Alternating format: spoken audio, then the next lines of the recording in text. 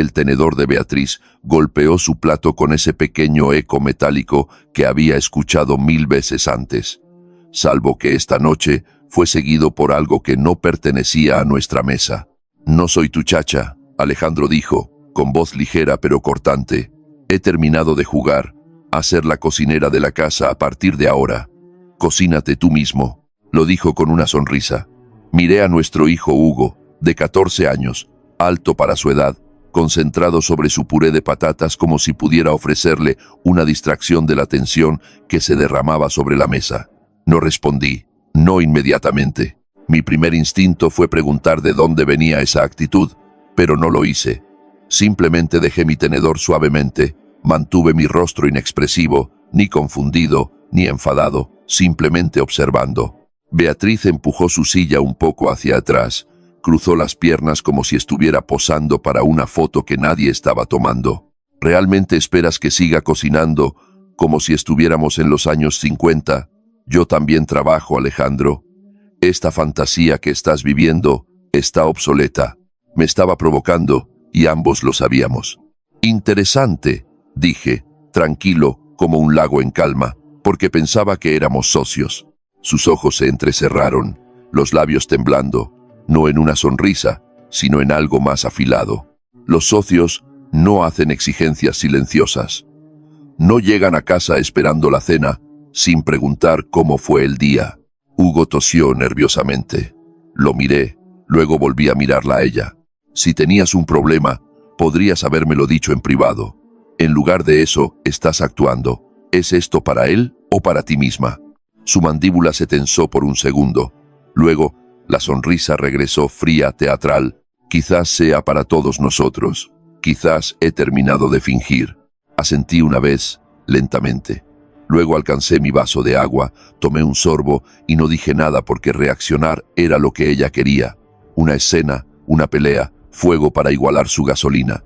Pero no le iba a dar eso, no esta noche.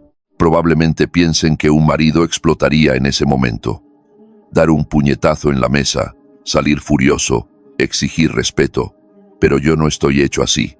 Yo juego a largo plazo. Verán, las personas como Beatriz no queman las casas en una noche. Pican las vigas durante meses, sonriendo, mientras los cimientos se desmoronan. Siempre he sido un planificador. Mis amigos solían bromear diciendo que nací con una hoja de cálculo en una mano y un contrato en la otra. Manejo fusiones para una consultora de nivel medio en el Paseo de la Castellana, en Madrid. Horas largas, patrones predecibles, recompensas precisas. Hasta hace poco, mi vida funcionaba como un reloj. Despertar a las 7, gimnasio a las 7:30, llamadas de conferencia a las 9:30, el entrenamiento de fútbol de Hugo, después del trabajo, cena a las 21:30. Beatriz siempre cocinaba, a veces sin ganas, pero lo hacía. Pero ahora, esa secuencia se rompió, y vi algo en los ojos de Beatriz esa noche que no había visto antes. No era ira ni resentimiento, sino libertad, sin disculpas, sin control. Fue entonces cuando supe que esto no se trataba solo del puré de patatas o del pollo quemado. Ella quería algo más, algo salvaje, algo que yo no le había dado. Sin embargo, el juego, se diera cuenta ella o no, acababa de comenzar. La mañana siguiente comenzó como la mayoría, el zumbido bajo de la cafetera, mientras yo entraba arrastrando los pies a la cocina medio despierto, y Beatriz encaramada en la isla, desplazando el dedo por su móvil, con esa media sonrisa que reservaba para los chats de grupo y las columnas de cotilleos. Salvo que esta mañana, la sonrisa duró más de lo habitual, demasiado tiempo. Estaba enjuagando mi taza cuando lo vi. Su pulgar flotando sobre un hilo de mensajes, su postura un poco demasiado inclinada lejos de mí. Y fue entonces cuando escuché la risa. Suave, sin aliento, encantada. Beatriz nunca se reía así conmigo ya. No dije nada. Simplemente me quedé en el fregadero, con los ojos fijos en su reflejo en la ventana. Inclinó la cabeza hacia la pantalla, mordiéndose el labio inferior como si estuviera leyendo algo eléctrico. «Dani», murmuró, apenas audible. Luego tecleó una respuesta rápida y bloqueó la pantalla. «Dani». No fue el nombre lo que me golpeó, fue el tono, como si estuviera disfrutando de algo privado, algo delicioso, algo suyo. Ella miró hacia arriba y me pilló observando. «Hazme un hueco», dije casualmente, secándome las manos en el trapo de cocina y asintiendo hacia su teléfono. «¿Eh?» Frunciste el ceño justo ahora. Pensé que tal vez era el banco otra vez. Parpadeó una vez demasiado rápido. «No, solo un meme». Estúpido, pero su sonrisa se tensó casi imperceptiblemente. Y en ese momento me di cuenta de algo importante.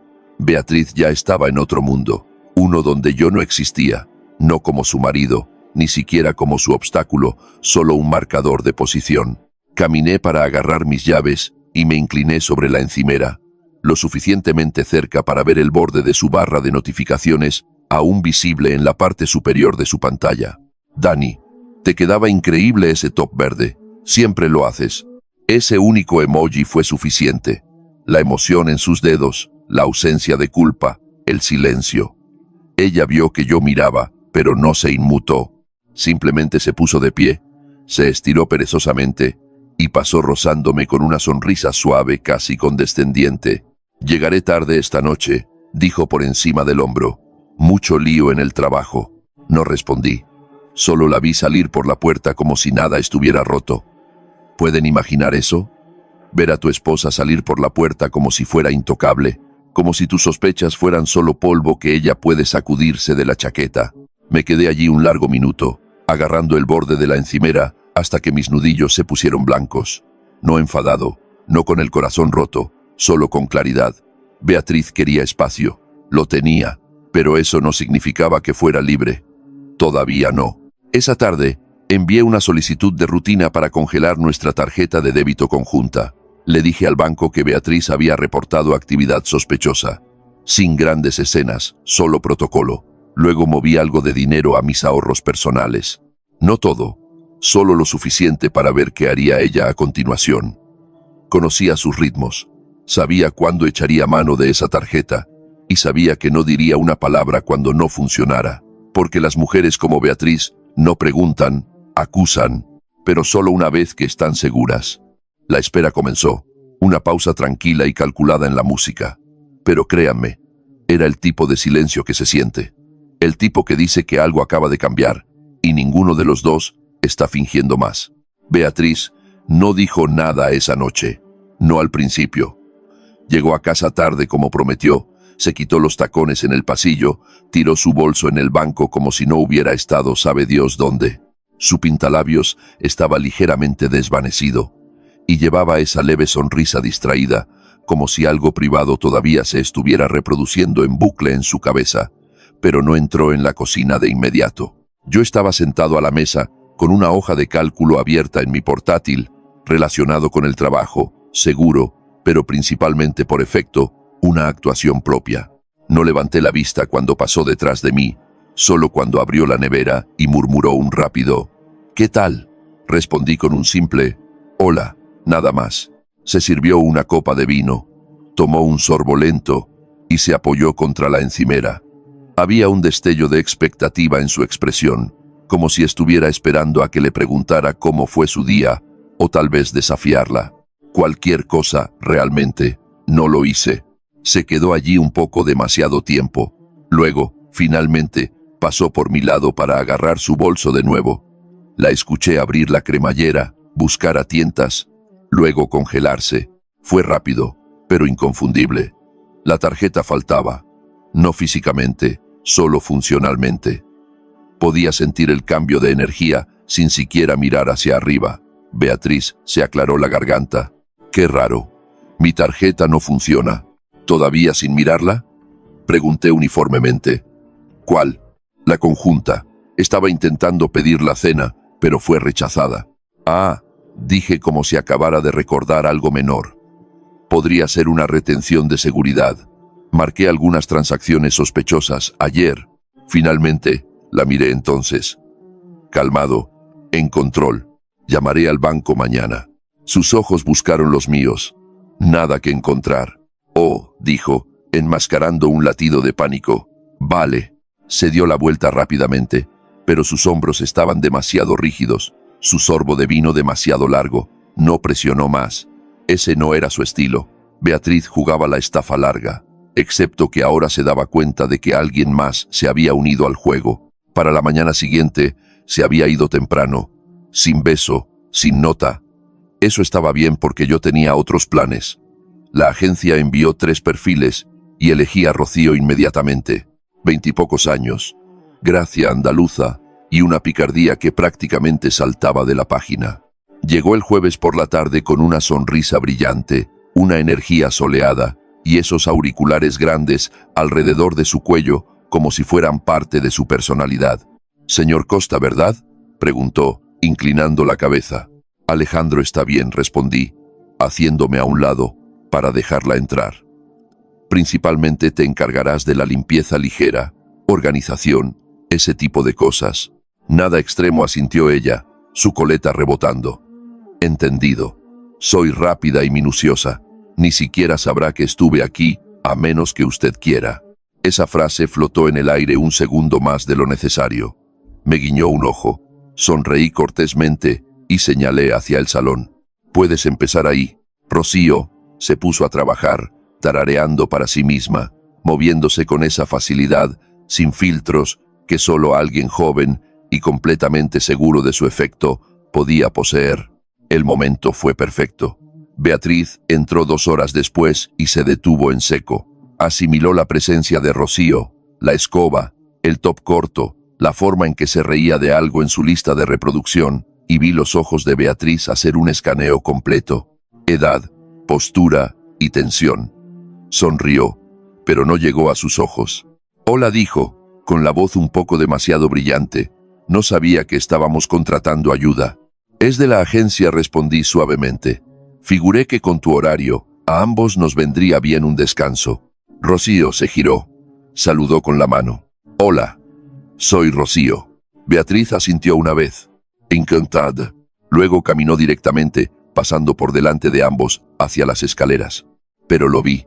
Esa pausa, ese ligero tic en su ceja, cuando Rocío se agachó para recoger un cojín del suelo, riéndose para sí misma de algo que no necesitaba risa. No eran celos. Todavía no. Pero era una semilla. Y las semillas crecen rápido cuando se riegan con duda. Para el viernes por la tarde, Rocío había encontrado su ritmo y su audiencia. Se movía por la casa con alegre precisión, siempre tarareando algo vagamente flamenco pop, siempre sonriendo como si la vida misma fuera solo una gran broma interna que había decidido no explicar. Y con cada visita, su comodidad crecía, bromeaba un poco más, estiraba sus palabras como si no tuviera prisa alguna. Pero lo que más cambió fue la forma en que me hablaba. «Alejandro, siempre tienes tus zapatos alineados como soldados», bromeó una vez, agachada junto al armario de la entrada. «Eso es raro. La mayoría de los tíos simplemente los tiran como si estuvieran esquivando minas». Me reí entre dientes. «Vieja costumbre». Beatriz escuchó. No se rió. Ese fin de semana, Beatriz bajó durante uno de los turnos de Rocío, vistiendo mallas de gimnasio y un ceño fruncido que apenas enmascaraba con una taza de café. Trató de actuar impasible, mirando su móvil en el sofá, mientras Rocío pasaba la aspiradora cerca. Pero Rocío, lista, imperturbable Rocío, sabía exactamente dónde estaba la tensión. «Ay, perdón», gorjeó, apagando la aspiradora. «No quería interrumpir. Puedo volver más tarde si te estás relajando». Beatriz no levantó la vista. «¿Estás bien?», pero su voz se quebró ligeramente. Yo estaba en la cocina fingiendo revisar correos, escuchando, observando. Rocío me lanzó una sonrisa. «Alejandro, ¿quieres que organice ese cajón en el pasillo? El desordenado con las pilas y los cupones caducados». Asentí. «Si eres lo suficientemente valiente». Ella se rió. «Reto aceptado». Y entonces sucedió. Beatriz se levantó un poco demasiado rápido.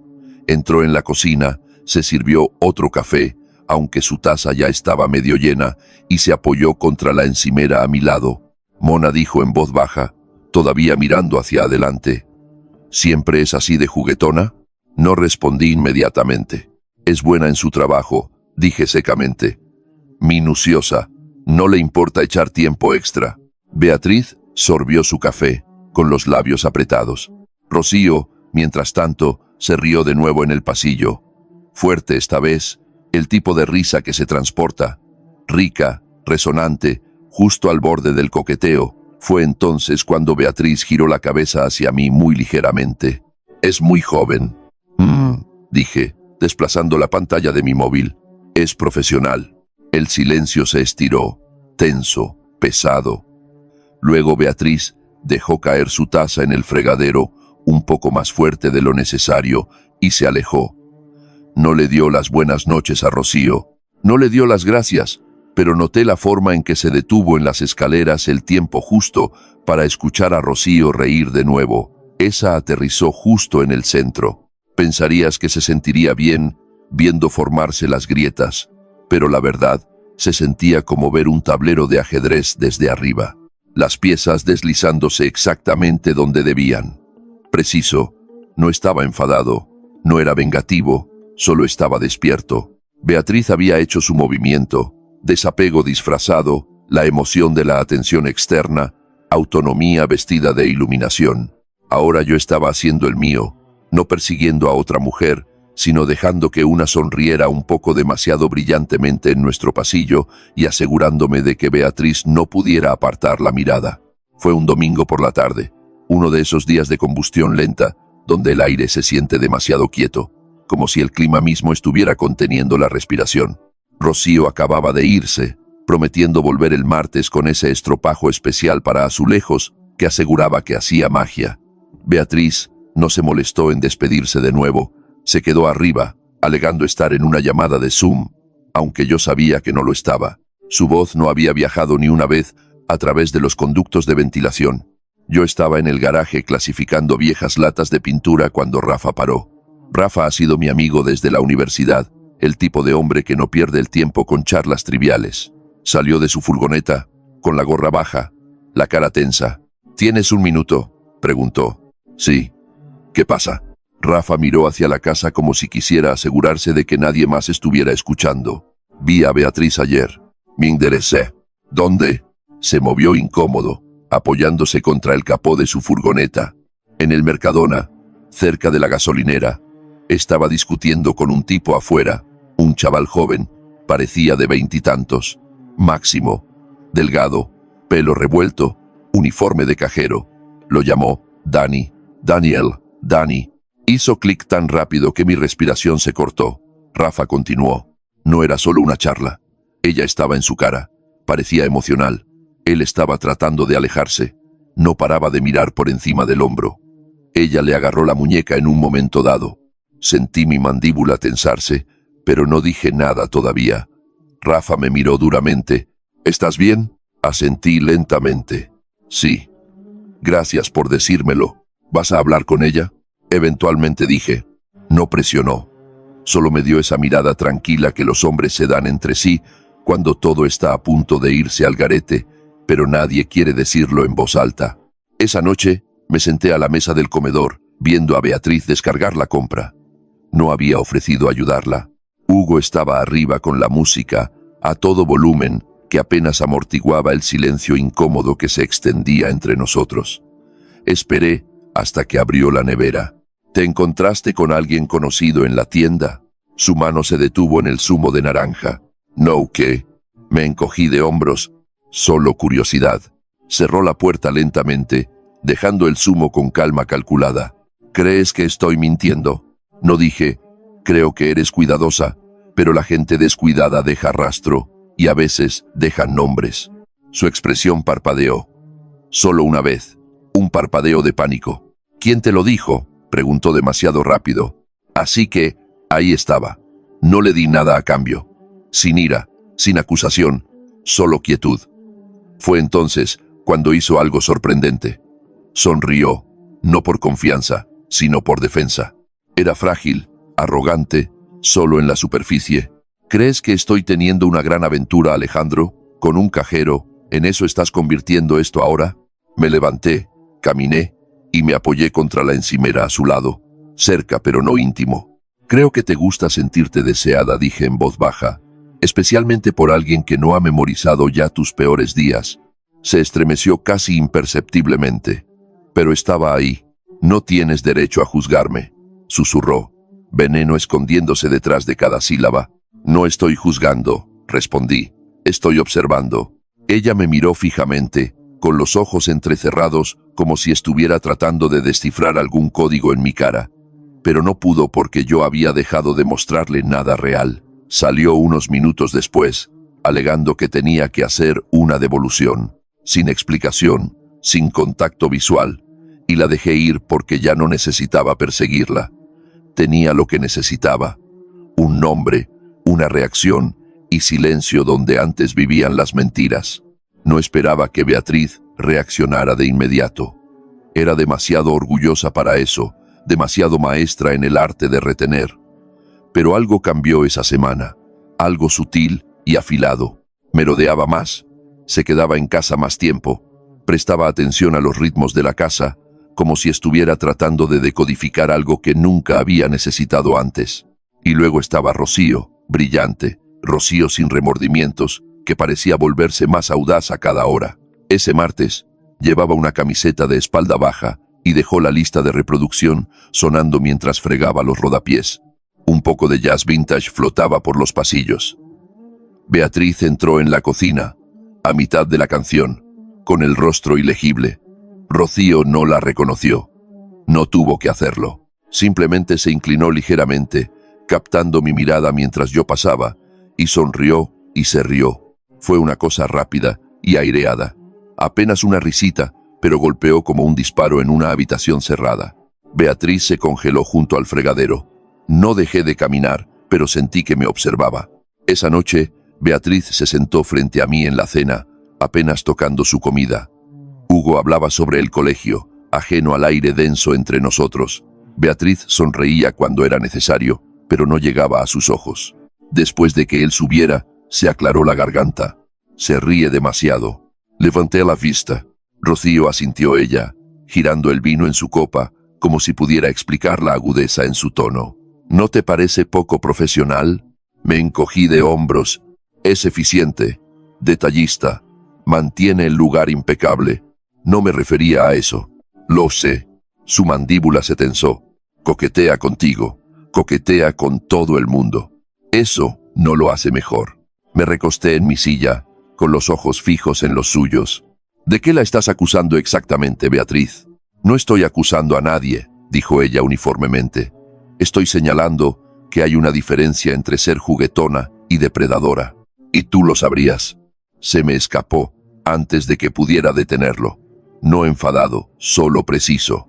Se estremeció ligeramente, luego se levantó y llevó su plato al fregadero. No volvió a hablar esa noche, pero el silencio era volcánico. Al día siguiente, se desbordó. Llegué a casa temprano y encontré a Beatriz parada en el pasillo con los brazos cruzados. Rocío estaba a unos metros de distancia, sin guantes, con la cara neutral, pero con los labios temblando, como si estuviera conteniendo una sonrisa burlona. ¿Qué está pasando?, pregunté, ya sabiéndolo. Ella tiene una queja, dijo Rocío, cruzando los brazos ahora también. Beatriz exhaló fuerte por la nariz. Reorganizó mis cajones del tocador sin preguntar. Levanté una ceja. Rocío, dijo que parecían desordenados. Se tomó la libertad de organizarlos. Miré entre ellas. Rocío no parecía culpable, parecía divertida. No toqué nada personal, dijo. Solo limpié algunas cosas caducadas. Figuré que le estaba haciendo un favor. La voz de Beatriz se agudizó. No se te paga para suponer. Se te paga para limpiar. Rocío levantó las cejas. Supongo que me limitaré a barrer entonces. No quiero levantar el polvo equivocado. Eso lo hizo. La cara de Beatriz se puso roja. No eres graciosa. Rocío se volvió hacia mí, todavía tranquila. ¿Quiere que me vaya?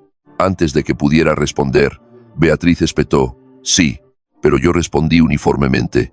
Puedes terminar la habitación. Te acompañaré a la salida después. Beatriz giró hacia mí, furiosa. ¿Hablas en serio? No levanté la voz. Ni siquiera parpadeé. El silencio después de eso fue ensordecedor. Rocío volvió a su trabajo como si no acabara de estar en medio de una guerra. Y Beatriz se quedó allí un segundo más, sin palabras por una vez, antes de subir furiosa las escaleras, sus pasos lo suficientemente fuertes para hacer eco, pero escuché algo debajo de la ira. No rabia, no indignación, miedo. Había dejado de divertirse con el juego porque ya no era un juego y por primera vez estaba perdiendo. Los siguientes días pasaron con una extraña quietud dolorosa. Beatriz no volvió a mencionar a Rocío, no regañó, no se burló, no preguntó cuándo volvería, pero merodeaba cerca de las escaleras cuando Rocío estaba allí. Se quedaba en la cocina un poco más de lo habitual. Se sentaba con su portátil abierto, pero nunca escribía, observando, esperando. El silencio ya no era pacífico, era defensivo, y la parte más reveladora, no salía de casa, ni una vez, ni para trabajar, ni para recados, ni siquiera para uno de sus aleatorios paseos nocturnos en coche. Se quedaba cerca como alguien con miedo de que algo pudiera pasar si miraba hacia otro lado demasiado tiempo. Ese viernes, Rocío llegó con su habitual paso alegre. Esta vez, trajo dulces de la pastelería de la manzana de abajo. «Tengo uno para cada uno», gorjeó, extendiendo una pequeña bolsa de papel hacia Beatriz primero. Beatriz no la cogió. «Soy sensible al gluten». La habitación se enfrió instantáneamente. Rocío se encogió de hombros, volviéndose hacia mí. «Supongo que eso significa 2 para ti, Alejandro». Me reí entre dientes, tomé la bolsa y le di las gracias. Y entonces, de la nada, Rocío extendió la mano y cepilló suavemente un poco de polvo de mi hombro. Nada dramático, apenas un momento, pero Beatriz lo vio. Sus manos se apretaron alrededor de su taza de café, como si pudiera partirla en 2. Rocío siguió sonriendo, ajena o fingiendo estarlo. Se movió hacia el salón, tarareando mientras trabajaba, y entonces llegó la explosión que Beatriz pensó que podía contener.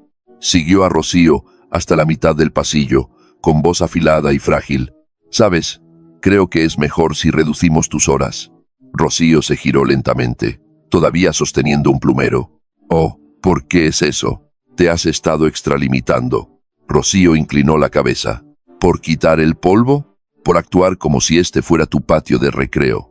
Salí de la cocina entonces, parándome en silencio, detrás de Beatriz. Rocío se dio cuenta.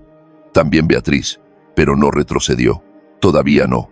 Solo estoy haciendo mi trabajo», dijo Rocío, tranquila como siempre.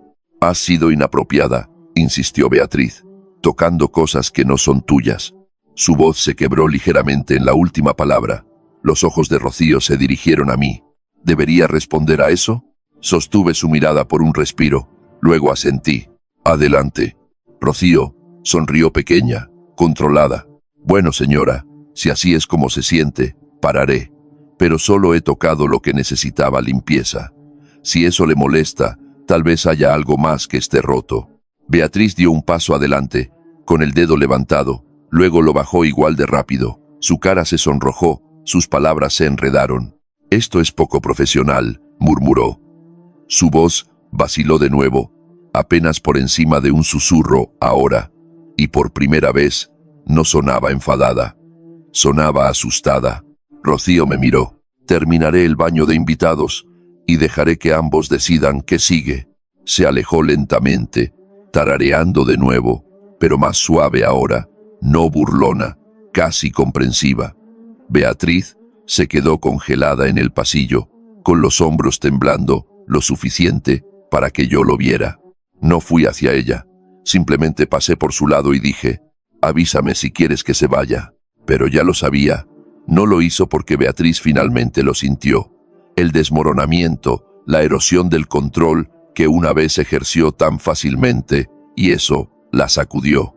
No porque me amara, sino porque ya no podía dirigirme. El mensaje de Rafa llegó justo después del almuerzo. «Vas a querer ver esto». Sin preámbulos, solo una foto. La abrí sin pensar. Era Beatriz sentada en un banco cerca del centro comercial de las afueras, con la cabeza gacha, la cara apenas visible detrás de unas gafas de sol enormes, una mano cubriendo su boca, como si estuviera tratando de evitar desmoronarse.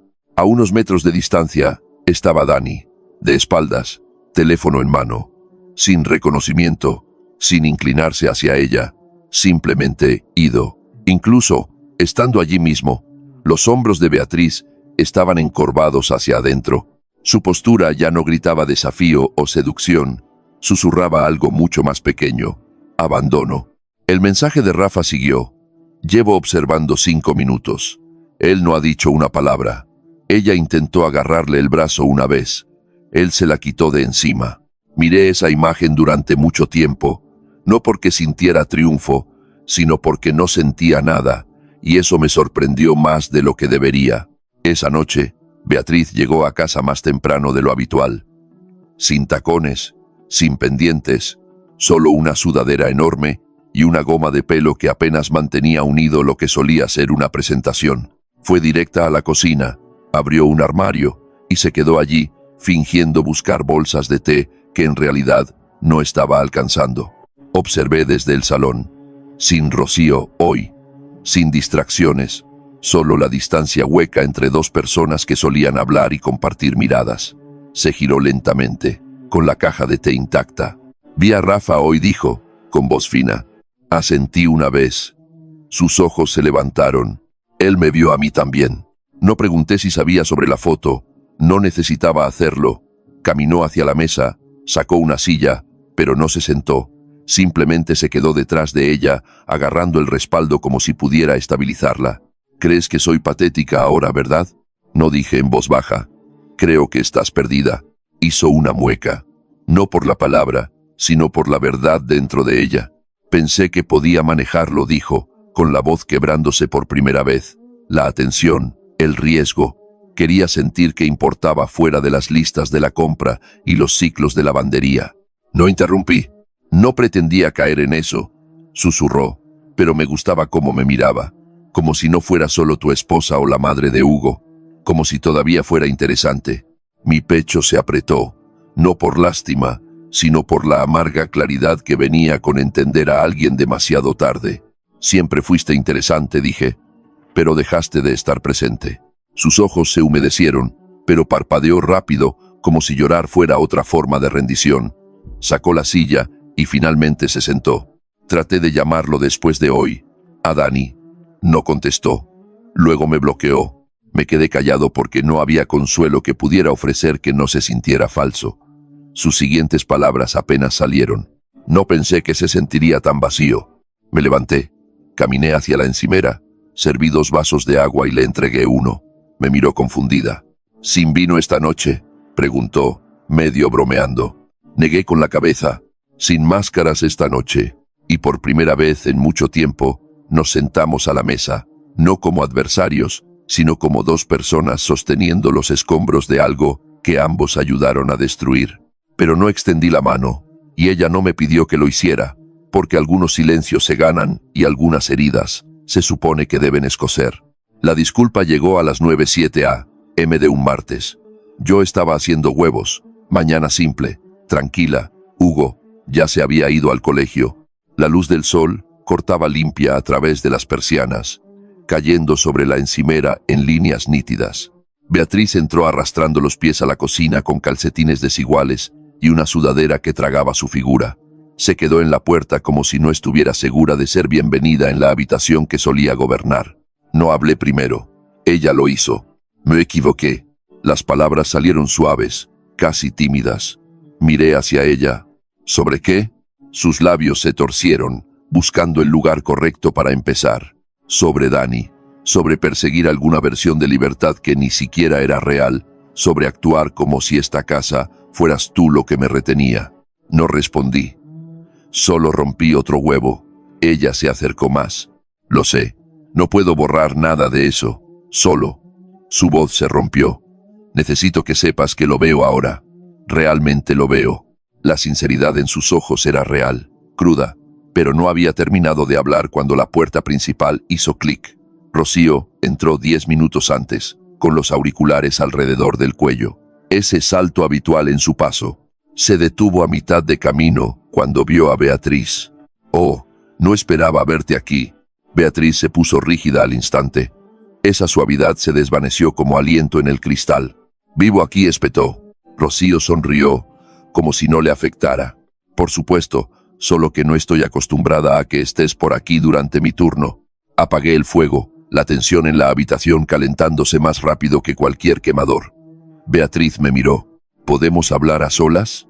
Rocío, imperturbable, Se dirigió hacia el armario de limpieza. Solo cogeré la fregona. No os preocupéis por mí. Los ojos de Beatriz llamearon. De hecho, sí me preocupo. Rocío hizo una pausa. Perdona. Beatriz dio un paso adelante. Has cruzado la línea desde el primer día. No me importa qué agencia te envió. No eres parte de esta familia. Así que deja de actuar como si lo fueras. Rocío parpadeó una vez. Luego se rió. No fuerte esta vez, solo un sonido bajo y mordaz. No estoy actuando como familia, dijo. Estoy haciendo un trabajo. Tú eres la que parece confundida sobre qué papeles está jugando la gente por aquí. El aire crujió como un trueno antes del rayo. La voz de Beatriz se congeló. ¿Crees que esto es gracioso? Caminando por aquí como si fueras. Creo que lo gracioso, cortó Rocío, es verte darte cuenta de que ya no puedes intimidarme. Me interpuse entre ellas. Calmado, claro. Es suficiente. Ambas se quedaron quietas. Beatriz me miró fijamente, con la cara pálida. ¿Te estás poniendo de su lado? No me estoy poniendo del lado de nadie, dije. Estoy deteniendo una escena en mi cocina. Pero ya era demasiado tarde. La tensión se había convertido en espectáculo. Una casa silenciosa que solía resonar con comentarios pasivo-agresivos, ahora sonaba con humillación a gritos. Las manos de Beatriz temblaban. Se volvió hacia Rocío. No perteneces aquí. Rocío sostuvo su mirada. Tampoco pintaba nada, Dani. La habitación cayó en silencio. Y Beatriz, que siempre había encontrado una manera de girar el control a su favor, se desmoronó. Se dio la vuelta sin otra palabra. Salió de la cocina y desapareció por el pasillo. No la seguí. Tampoco lo hizo Rocío. Simplemente nos quedamos allí, solos en el zumbido tranquilo de la mañana, el olor a huevos demasiado hechos, colgando en el aire como las secuelas de una tormenta. La casa volvió al silencio después de esa mañana. No la quietud pasivo-agresiva, a través de la cual una vez bailamos, sino algo más frío, hueco, como caminar por un lugar que solía estar vivo. Beatriz se quedó en la habitación de invitados ahora. No lo dijo, no anunció una separación. Simplemente comenzó a cerrar la puerta detrás de ella por la noche y cerrarla desde el interior. Y yo no llamé. No hubo más confrontaciones, ni gritos, ni explicaciones, solo el leve crujido de las tablas del suelo y el sonido de sus pasos, paseando hasta altas horas de la noche.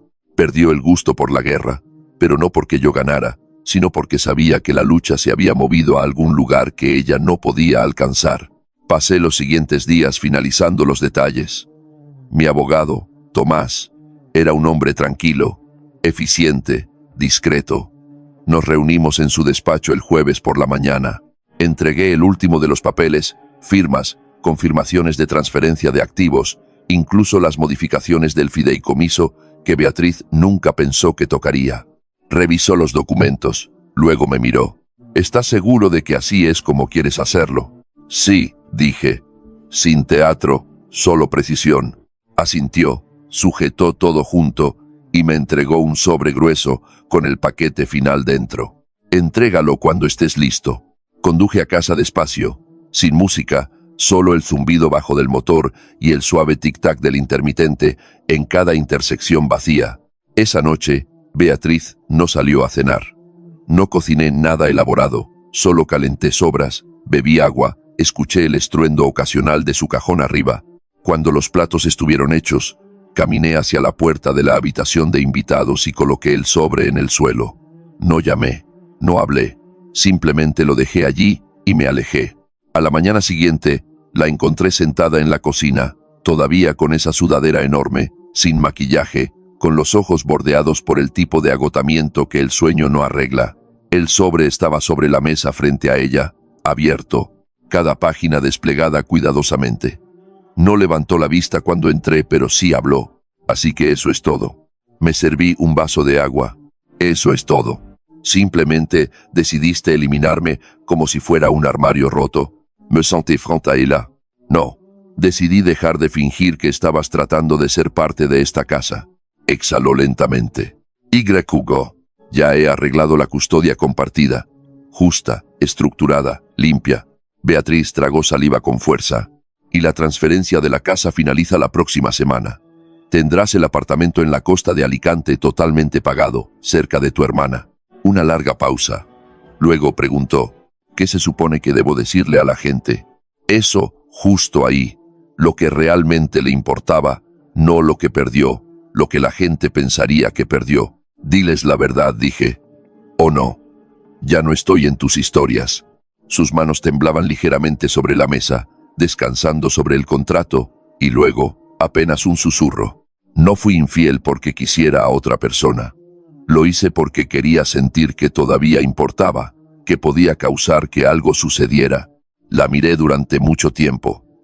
Luego me levanté, alcancé mi abrigo, y antes de salir, dije, ¿te sientes suficiente ahora? No respondió, pero no necesitaba hacerlo. Su silencio hizo todo el hablar.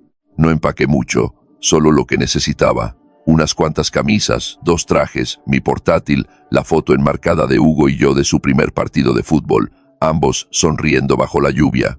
El resto podía quedarse. Los recuerdos no necesitaban equipaje. Cerré la maleta, hice clic en el candado y la llevé a la puerta principal. El sol no había salido completamente todavía, pero la luz del pasillo era suficiente para verla parada allí. Beatriz, pálida, callada, vistiendo la misma sudadera que había visto demasiadas veces estas últimas semanas. Miró la maleta, luego a mí. Así que eso es todo, dijo. Asentí. Dudó, luego dio un paso más cerca. Leí cada página, incluso la del desglose de activos. No di nada. Todo es justo, añadió en voz baja, casi como una admisión. Demasiado justo. Abrí la puerta. Ella intentó alcanzar algo, tal vez una despedida, tal vez solo costumbre, pero se detuvo. ¿Alguna vez me quisiste?, preguntó. Hice una pausa. Me giré ligeramente, mis dedos todavía en el pomo de la puerta. Lo hice. Y ahora, la miré directamente a los ojos. Ahora quiero más mi paz. Ese fue el momento, aquel en el que su cara se rompió, no por ira o dolor, sino por comprensión. No lloró, no suplicó, simplemente retrocedió hacia las sombras del pasillo, y yo salí a la mañana. Afuera, el aire era fresco, el cielo todavía pintado en gris suave. Me quedé allí por un segundo, la maleta a mi lado, el zumbido tranquilo de un mundo recién despertando zumbando alrededor de los bordes. No me sentí libre, me sentí real, más ligero. No porque hubiera ganado, no porque me hubiera vengado, sino porque me había elegido a mí mismo en lugar de quedarme roto. Me deslicé en el coche, arranqué el motor y conduje. No hacia la venganza, no hacia alguna dramática nueva vida, simplemente hacia adelante. Porque a veces, el mejor final no es dar un portazo. Es atravesar la puerta con la cabeza alta y tu silencio más fuerte que cualquier grito. Así que ahora te pregunto, ¿qué harías si la persona con la que construiste todo de repente se convirtiera en la que intenta quemarlo todo?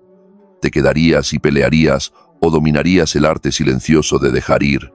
Si esta historia te llegó, deja un comentario abajo, dale a me gusta, comparte y suscríbete, porque la próxima historia que cuente podría ser la tuya.